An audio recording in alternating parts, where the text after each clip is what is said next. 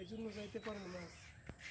এখন তো ঘরে কিছুই নাই, কোনো কিছুই নাই, তাহলে আমরা কি খামু, কেমনে বাঁচবো? সরকারের কাছ থেকে কি কোনো অনুদান আসে না করোনা উপলক্ষে? শুনছিলাম ওই যে ওই এলাকার এক ভাই বলছিল যে সরকার নাকি অনেক অনুদান দিতেছে গরিব মানুষকে, কিন্তু আমরা তো কিছুই পাইতেছি না রে।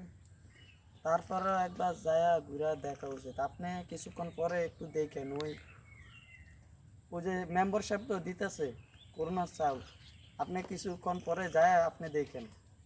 আচ্ছা ঠিক আছে, তাহলে আমি কিছুক্ষণ পরে মেম্বার সাহেবের সাথে দেখা করবো।